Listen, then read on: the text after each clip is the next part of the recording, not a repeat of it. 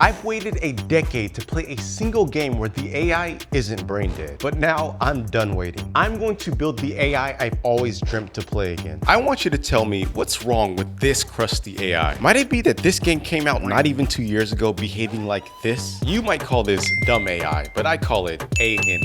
The F is just silent like the K in knife, alright? Expecting some game to come along and be my AI savior is probably my most embarrassing prediction in recent years. So to heal my bruised ego, I've spent the last year of my life building an entire fighting game from scratch, just so I can make an AI I've always dreamt to play against. This is my turn-based fighting game, Ultra Bouters, where you take turns with your ops and get a buttery fight animation at the end to share with your mom. And I made this because I had a problem. I love fighting games, but I couldn't find one that didn't require the mandatory slave hours in carpal tunnel just to keep up with the Koreans and the Japanese. So I made a prototype. And after the video for it got way more views than I ever imagined it would, with thousands of people saying that they want the full game, I got to work on an official release. But since the very beginning of development, you already know your boy made sure to design the game to leave room to add some Sigma AI. Which, by the way, Sigma AI is just shorthand for the AI I've always dreamt to play against. That joint is just too long to keep saying repeatedly throughout this video. But what Sigma AI does is get smarter the more it plays. I need you to listen, this is very important. Sigma AI bots are coded to learn how to solve a problem, instead of being coded as the solution to a problem, giving some players a unique one-of-one experience. So here are 3 different bots, hard-coded V1, 2, and 3, and given the name, obviously these are hard-coded bots, using AI that follows specific if this then that rules. And naturally, V3 is leagues better than V2, which is leagues better than V1. It's simple math, really. In fact, V3 can give most players a good run for their money, but if you play against V3 long enough, you'll eventually figure out the limits of its capabilities. And that's because these aren't Sigma AIs. And this has created a problem for my game. You see, the best players know how to exploit my hard-coded bot, and so the challenge for them is non-existent. And as a solution, thinking of how I can give these players challenge again, I was thinking maybe I cheese the bots a bit. You know, give these bots an unfair advantage with things like increased HP, speed, and quantity. However, this is how AI has been improved since back when the cavemen were coding using Unga Bunga script. And I don't know about you, but this lack of innovation is very depressing. With Sigma AI, cheese is not needed. Sigma AI is an actual, real, fair AI challenge, using the same exact tools that you, the player, have access to. But I've been lying to you a bit, and I'm sorry, because there is actually one game that has added some Sigma AI, and that's Tekken 8. So they have this feature called Super Ghost Battle, where they secretly collect data on your playstyle in the background so that you can play against a trained Sigma AI to get a better idea on how you play. It's very experimental, it isn't perfect, but it's so fucking cool. But the problem is, it does all that learning only just to be used so you can check out how you play. They built this amazing twin turbo naturally aspirated V12 engine, but went on to install it onto a Vespa. Disgusting.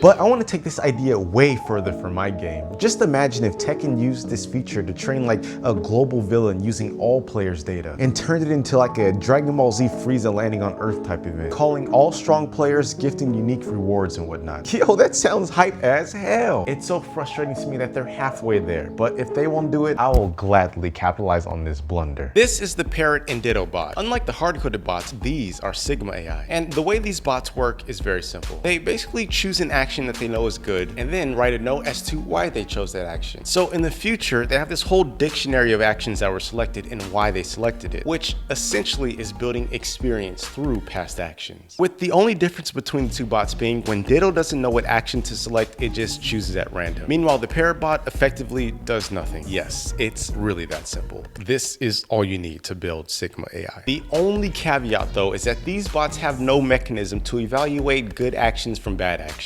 But when we pair these Sigmas with experienced teachers to take notes from, they will learn and get better over time. However, the question I don't know at the moment is just how effectively. But before we get to that, I need to demonstrate just how good these hard-coded bots are so that the rest of the video will make sense to you. So this is V2 in action versus a scarecrow bot. V2 is very inefficient, landing 68% of its hits, dealing 236 damage, and somehow ending up on the ground almost 18% of the bout. Let me remind you that the scarecrow AI doesn't even fight back. By the way, there are no health bars in Ultra Bouters. The objective of the game is to snatch your opponent's necklace off, aka aka the relic, but hopefully you got a sense of V2's power. Now this is the power of V3. V3 is much more vicious, landing 76% of its hits, dealing 504 damage, and of course spending no time on the ground. Trust me when I say V3 knows how to play the game.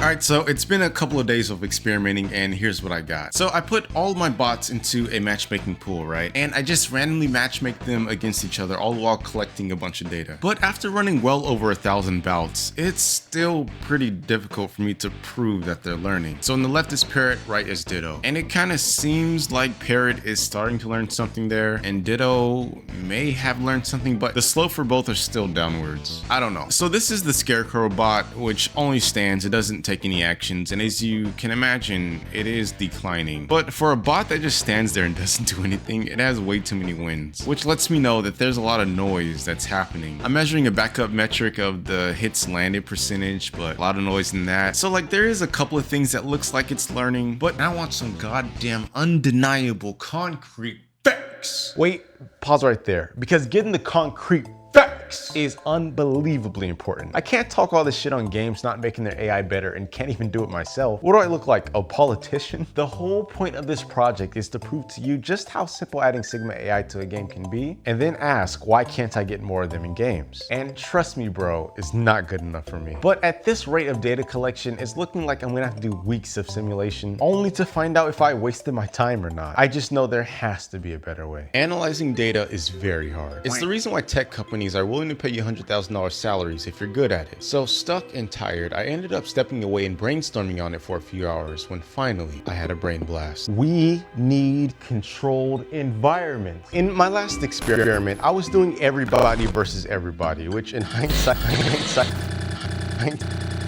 hi friends, have a seat.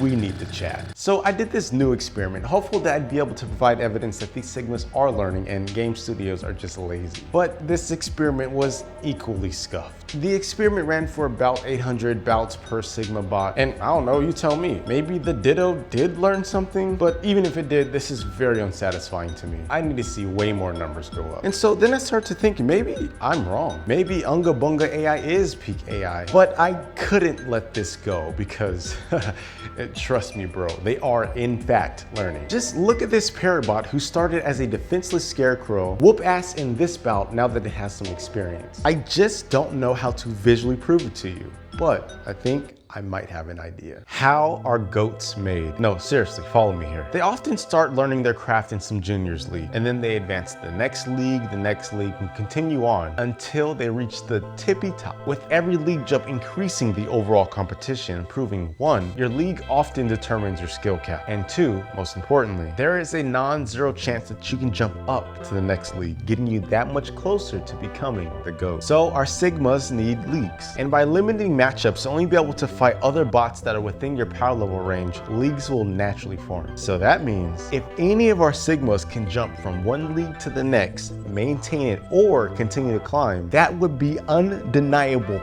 facts that our Sigmas are learning.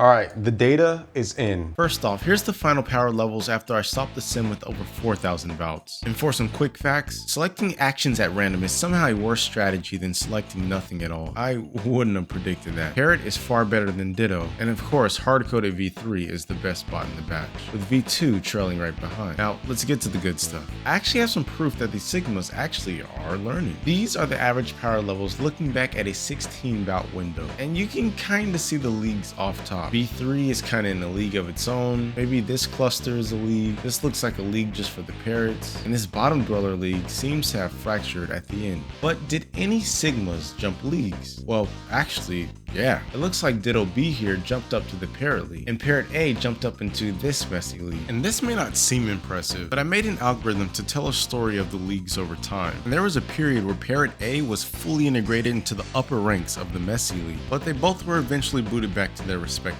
leagues. And when we watch some bouts, we find that Parrot gets a little shy to fight. But as the coder of Parrot, I can tell you what's going on here. These Sigmas are lazily designed to over-rely on the stuff they learned early on in their training, and are too afraid to try try new things, which isn't good considering they learn really bad form in the lower leagues, which means if one of them ever makes it up to a new league, they'll quickly be sent back because there's nothing that encourages them to drop some of the early lessons and prioritize newer ones. And I think that's what we're seeing with these humps. Attempts to ascend to a new league, but members of that league whoop ass and send them right back. So how can we get a Sigma to surpass these slumps? Introducing the Sequoia bot. The Sequoia bot explores trying random strategy and increases its chance of doing the strategy again if it works, but decreasing its chances of doing it again if it doesn't work. No need to watch a teacher. In fact, the Sequoia could technically train on its own and get better over time, fixing some of the issues with the parrot and ditto. But that's enough for now. We're gonna have to see what the Sequoia is capable of some other time because I've been trapped in my coding cave for weeks and